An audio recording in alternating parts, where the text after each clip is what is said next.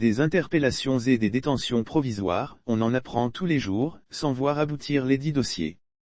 De sorte que les citoyens commencent à douter de l'efficacité de la justice en matière de lutte contre la corruption et la délinquance financière.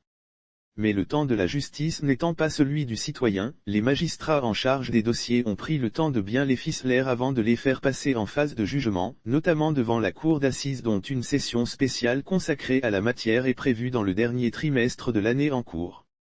Beaucoup de gestionnaires, cadres politiques et administratifs interpellés dans le cadre de la lutte contre la corruption et la délinquance financière, seront bientôt fixés sur leur sort. En effet, beaucoup de ceux qui sont inculpés après un passage au parquet du pôle économique et financier du tribunal de grande instance de la commune 3 de Bamako, qu'ils soient en détention préventive ou en liberté, devront se préparer à se présenter à la barre d'une cour d'assises spéciale pour y être jugés.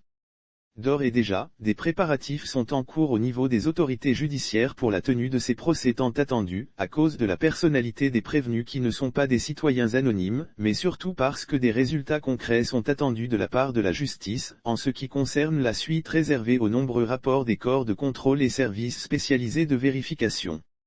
C'est vrai qu'avec la publicité maintenue autour des rapports de vérification et d'audit, lesquels mettent en cause des gestionnaires en faisant état de sommes faramineuses délestées illégalement à l'État, les citoyens ont l'impression de vivre dans une impasse parce que s'il y a beaucoup de bruit en amont, c'est le silence radio en aval, plus précisément quand il s'agit de préciser le sort réservé à ces multiples rapports. C'est d'autant plus important que la déclaration du président Ibeka lors d'une rentrée solennelle des cours et tribunaux, notamment qu'il avait transmis plus de 200 dossiers à la justice sans suite, résonne encore dans la tête des Maliens qui observent la justice, attendent, mais s'impatientent. C'est vrai qu'en son temps le procureur général d'alors, le magistrat émérite Daniel Tessougué, avait pris le soin de remettre les choses en ordre, précisant que la transmission d'un rapport ne signifiait pas systématiquement l'ouverture d'une procédure de poursuite judiciaire, d'autant que la plupart de ces dossiers étaient des rapports inexploitables en justice parce que dépourvus de substance en termes de preuves et de documents devant permettre d'actionner véritablement l'action judiciaire.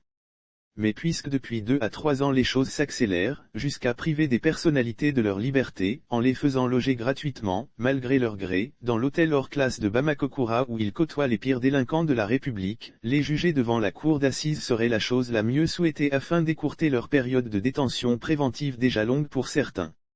En un mot comme en mille, une cour d'assises spéciale avant la fin de l'année en cours est une bonne réponse de la justice aux doutes et préoccupations des citoyens quant à l'efficacité de la lutte contre la corruption et la délinquance financière. Rendez-vous est donc pris au cours du dernier trimestre de cette année comme nous y invitait le procureur général lors de l'ouverture officielle de la session de la cour d'assises en cours à Bamako. Sans détour, il annonçait la tenue de cette cour d'assises spéciale que nous attendons avec impatience pour savoir finalement qui a fait quoi et taire ainsi les supputations sur des dossiers qui ont fait, évidemment, les choux gras dans les causeries des Greens et les salons feutrés de Bamako où, très souvent, on pense laver plus blanc ou sévir plus que la justice. À tort.